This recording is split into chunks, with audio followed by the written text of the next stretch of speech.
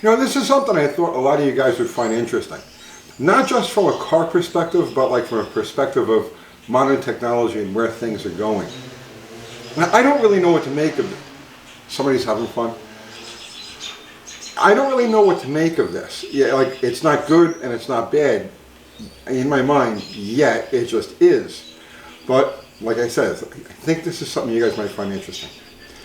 So you've heard of this ChatGPT.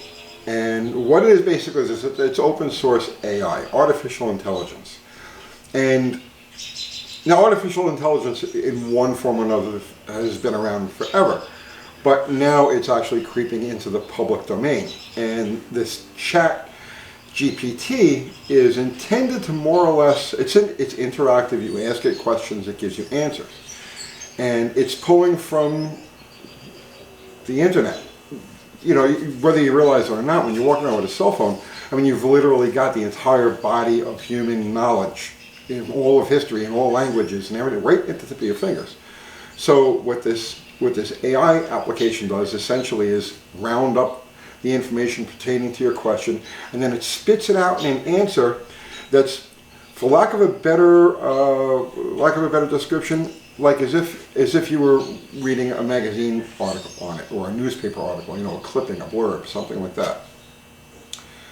So a couple of weeks ago, one of our viewers asked this ChatGPT, and this was in the comments, does Uncle Tony know about Mopars? And the answer he got was that Uncle Tony is a knowledgeable person, but is not familiar with Mopars, Dodge, Ram, Jeep brands, and so on and so forth. Meaning that it kind of discounts everything that we know as Mopar, but only what's currently marketed as Mopar. So I says, well, that's cute, right? I bet you can get, oh, by the way, if you put in Uncle Tony's garage, it actually has a pretty flattering, you know, so I guess maybe I am in favor of AI. So last night we were sitting around and I was like, you know, I bet you we can have some fun with this thing. Let's ask the ChatGPT questions about cars, like, you know, real questions. And I bet you it's going to spit out a bunch of just nonsensical, crazy answers. And there I am inserting my supposed human superiority to this artificial intelligence. So I said, this could even make a fun video. You know, let's ask it questions and see what comes back. I bet you it's going to just be nonsensical word salad. Man, was I wrong. I mean, really wrong. So I'm going to go through this with you, okay? And we asked it a few questions, and the answers it spit back were pretty insightful. All right, first question we asked was, it seems to be the simplest, right? The most obvious. How do we make a car go fast? Now, I'm expecting the answer to come back, step on the accelerator pedal and it will increase the speed of the car. This is what I'm expecting to get. And I bet you it's what you would be expecting to get from this thing too, right? Now, here's the answers. Here's the answer. And it spit this out almost simultaneously. Like there was no, you know, I had to calculate, you know, come back in 20 minutes. No, this was like spontaneous. How do we make a car go fast? The answer. There are several factors that can contribute to making a car go fast, including 1, engine power. One of the most important factors is the engine power. The more powerful the engine, the faster the car can go. This can be achieved through modifications such as adding a turbocharger, increasing the engine displacement, or upgrading the intake and exhaust systems. 2, aerodynamics. The shape and design of a car can greatly affect its speed. Cars that are designed to be more aerodynamic with features like sloping roofline, lower ride height, and spoiler can reduce drag and allow the car to move faster. With this one, they were coming right for me. Number 3, weight reduction. Reducing the weight of the car can make it faster. This can be achieved by removing unnecessary parts, using lighter materials for certain components, or using carbon fiber body parts. Drill holes in it, right? AI is telling you to drill holes in your car. 4, tires. The type of tires used can have a big impact on a car's speed. High-performance tires with a good grip and a larger contact patch can help the car maintain traction and increase its speed. And then 5, suspension. Upgrading the suspension can also help the car go faster by improving its stability and handling at high speeds. This is off the top of the head of artificial intelligence, of a computer program. It finishes the question, answering the question by saying, it's important to note that making a car go faster may not always be legal or safe and should only be attempted in controlled environments such as a racetrack.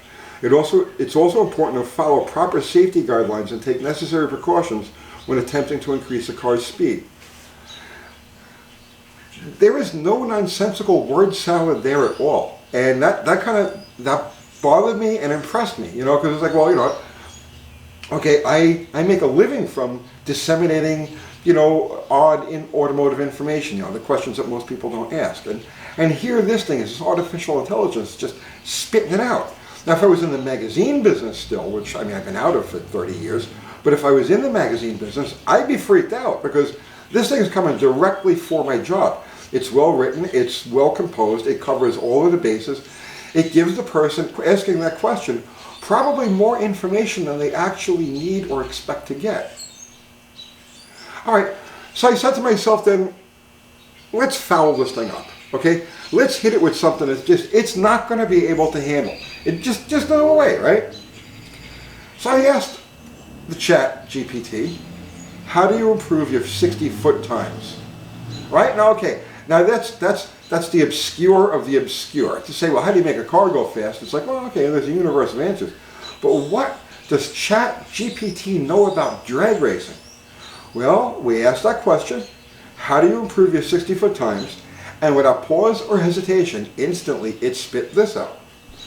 Improving a 60-foot time is an important factor in improving your overall quarter-mile time, which is a common performance metric for drag racing. Here are some tips to help you improve your 60-foot times. 1. Launch technique. You can't make this up, I swear to God. This is what this thing says. Launch technique. The way you launch your car up the starting line can have a big impact on your 60-foot time. You should practice launching your car with the right amount of wheel spin and throttle application, which can vary depending on the type of car tires you have. 2. Traction. Traction is critical to good launch and improving your 60-foot time. You should make sure your tires are properly inflated and consider using drag radials or slicks. This is artificial intelligence. If your car is capable of handling them, also make sure your track surface is clean and free of debris. Suspension. Your suspension can greatly affect your launch and 60-foot times.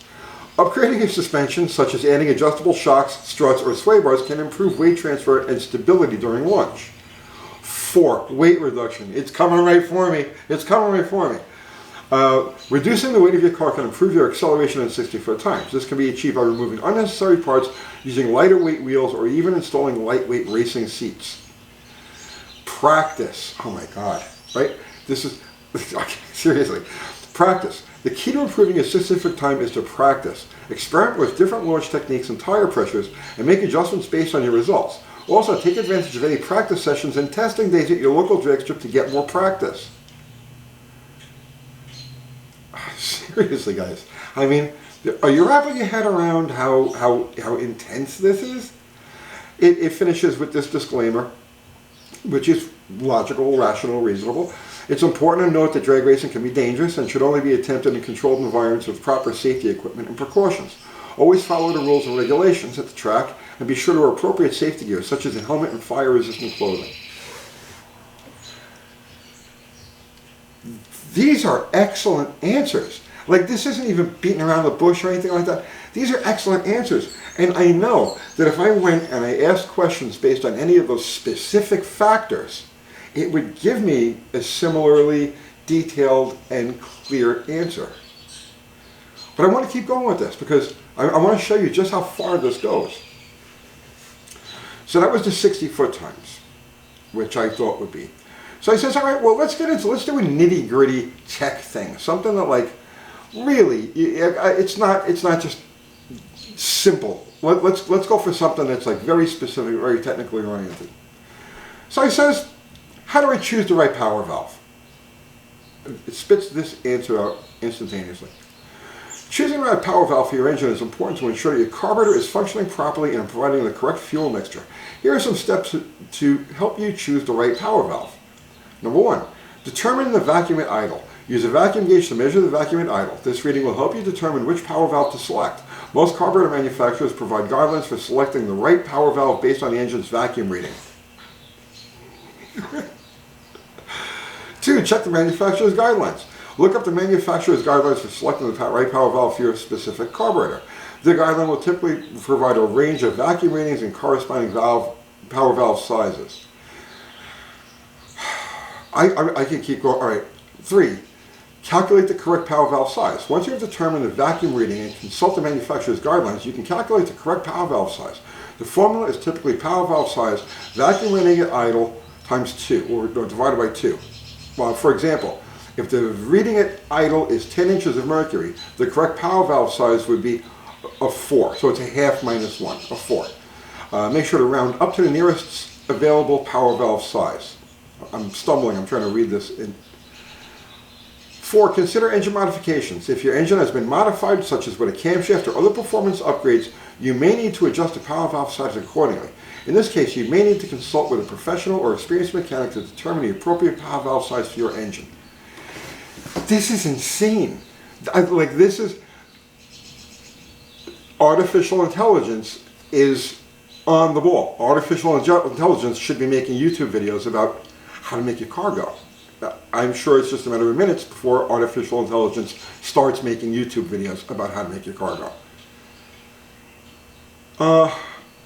I'm not going to say what it said about Uncle Tony's garage, but I was very flattered by that. All right. So it says, great. Artificial intelligence knows about the generals of making a car go faster, aerodynamics and traction. It knows about 60-footers, and it knows about tuning or power valves and stuff like that. Okay, let's take this. Let's go to the nitty-gritty, right? Let's take this to the streets. Okay, let's take it to the street. And he says, I asked, this is great. I asked, what does it mean to gap somebody? How much time did artificial intelligence spend in the TSS parking lot at 3 o'clock in the morning arranging street races in the 1980s? Right? Okay. This is what it answers. Gapping somebody is a slang term often used in drag racing to describe the act of beating your opponent by a significant margin, typically by a large distance or substantial amount of time. The term gap refers to the distance between the two vehicles at the finish line of a drag race, with the winning vehicle finishing significantly ahead of the other. For example, if one car crosses the finish line in 11 seconds and the other car crosses the finish line in 12 seconds, the first car can be said to have gapped the second car as it finished a full second ahead. The term gapping is also often used in a competitive or bragging context, with drivers or spectators boasting about their victories or making fun of those who lose by a large margin. It's important to note, however, that drag racing can be dangerous and should only be attempted in controlled environments with proper safety equipment and precautions. Always follow the rules and regulations at the track and make sure you wear appropriate safety gear such as helmet and fire-resistant clothing. It's not on here, but I said, all right, let's go even further. And I put in, what does it mean to gap the fool? Right? And it gave me a lecture on like belittling people by calling them a fool. So, guys, I do not know what to make of this. I encourage you to, regardless of how you feel about it, I encourage you to actually go and explore this yourself. What we're using here is a ChatGPT February 13th version. So this thing is being upgraded and refined constantly. And God only knows how far it'll eventually go. Does it end up like one of those dystopian Stanley Kubrick things, Space Odyssey and all? How? Or is this something that we coexist with? Or is this something that we kind of use as the foundation of knowledge and then like build up on top of that? I don't know. But this is really over the top. This is, and like I said, I don't know what to make of it. I seriously don't know what to make of it. This isn't a world changer. This is a species changer. I'd like to see what you guys have to say about this in the comments. And examples that can you foul this thing up? If you got a good one, if you can actually make it spit out word salad, put it in the comments. That'll be a blast. I don't know what to say. I hope you got something out of that. I hope it opened your mind to something that's going on. Check this stuff out. I'll see you tomorrow.